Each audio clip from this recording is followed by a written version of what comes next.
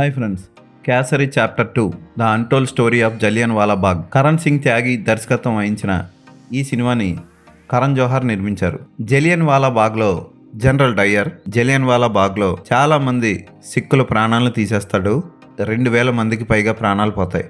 స్వతహాగా చిన్నతనం నుంచే శాడిస్ట్ అయిన జనరల్ డయ్యర్ చేసిన ఈ శాడిస్ట్ పని బ్రిటిష్ కౌన్సిల్లో సభ్యుడైన శంకరన్ నాయర్ ఎలా తప్పని నిరూపించి అతనికి శిక్ష పడేలా చేశాడు అన్నదే మిగిలిన కథ. అయితే శంకరన్ నాయర్ బ్రిటిష్ కౌన్సిల్లో పనిచేస్తూ బ్రిటిష్ వాళ్ళకే, బ్రిటిష్ ఎంపైర్కే ఎదురు తిరిగేలా చేసిన ఓ చిన్నపిల్లడు ఎవరు, అతని తండ్రి, అతని తల్లి, చెల్లి ఏమయ్యారు, ఇవన్నీ తెలుసుకోవాలంటే సినిమా చూడాలి. ఈ మధ్య ఇదే కాన్సెప్ట్తో ఒక వెబ్ సిరీస్ కూడా వచ్చింది. ఆ వెబ్ సిరీస్ చాలా డీటెయిల్డ్గా, డీప్గా ఉంటుంది. ఆ వెబ్ సిరీస్లో కూడా శంకరన్ నాయర్ కథే చెప్తారు. కానీ దీనికి దానికి చిన్న తేడా ఉంది. ఇక్కడ అక్రమ సంబంధాలు అంటగట్టి కేసుని మరో మలుపు తిప్పారు ఈ సినిమాలో. మరి ఒరిజినల్గా ఏం జరిగిందో మనకు తెలీదు. వెబ్ సిరీస్లో మాత్రం ఇంకా చాలా డెప్త్గా జనరల్ డయ్యర్ కావాలనే ప్లాన్ చేసి అమాయకుల్ని ఆ జలియన్ వాలా బాగ్కి రప్పించి మారణహోమం చేశాడని నిరూపిస్తాడు. ఇందులో కూడా అలాగే చూపిస్తాడు. అక్షయ్ కుమార్ శంకరన్ నాయర్ పాత్రకి న్యాయం చేశాడు. సూపర్గా నటించాడని చెప్పలేను, కానీ పాత్రకి బాగానే న్యాయం చేశాడు. ముఖ్యంగా లాస్ట్లో కోర్టుని ధిక్కరించి అతని మీద కేసు వేసుకున్న తర్వాత తిరిగి మళ్ళీ ఇదే కేసుని రీఓపెన్ చేసిన విధానం బాగుంటుంది. మాధవన్ పాత్ర చాలా పవర్ఫుల్గా ఎంట్రీ ఇచ్చినా మెల్లిమెల్లిగా అక్షయ్ కుమార్కి లొంగిపోయిన పాత్రలాగా క్లైమాక్స్లో మారిపోతుంది. దానివల్ల దాని పవర్ పోయింది అన్న ఫీలింగ్ కలుగుతుంది.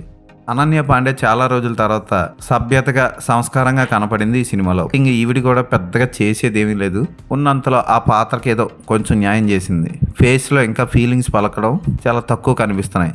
The waking of a nation అనే వెబ్ సిరీస్ ఈ సినిమా కన్నా చాలా బాగుంటుంది. సోనీ లివ్లో రిలీజ్ అయింది. తెలుగు డబ్బింగ్లో కూడా రిలీజ్ అయింది. కేసరి 2 శంకరన్ నాయర్ అనే లాయర్ని హీరోలా చూపిస్తుంది, కానీ వెబ్ సిరీస్ అలా కాదు, చాలా బాగుంటుంది.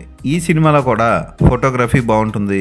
ఒక్కొక్క దగ్గర ఎమోషనల్గా ఫీల్ అవుతాం. కళ్ళ వెంట నీళ్లు కూడా వస్తాయి. ముఖ్యంగా చిన్న పిల్లకి తల మీద గురి పెట్టి కాల్చే సన్నివేశం కానీ, జలియన్ వాలా బాగ్ మారణకాండ కోసం పోరాటం చేస్తున్న సిక్కు పిల్లోడిని దారుణంగా చంపిన సీన్ చూసినప్పుడు కలిగే బాధ కానీ, కొన్ని చోట్ల ఏడుపు వస్తుంది, బాధ కలుగుతుంది. ఎంత కష్టపడ్డారా పాపం సిక్కులు అన్న ఫీలింగ్ కలుగుతుంది.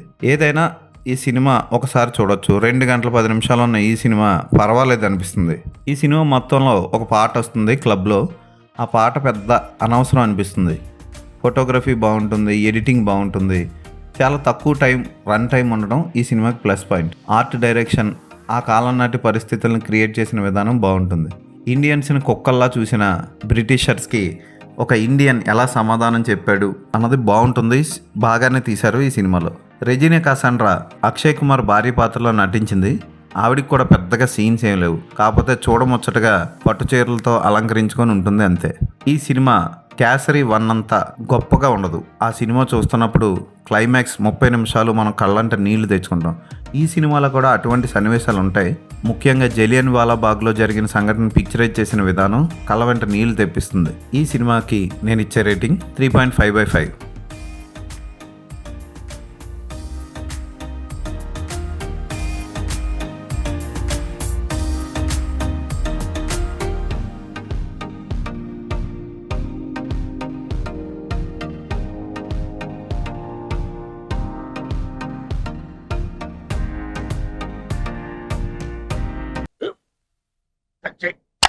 మన స్కూల్ బెంచ్ లాగా ఎంత గట్టిగా ఉందోరా.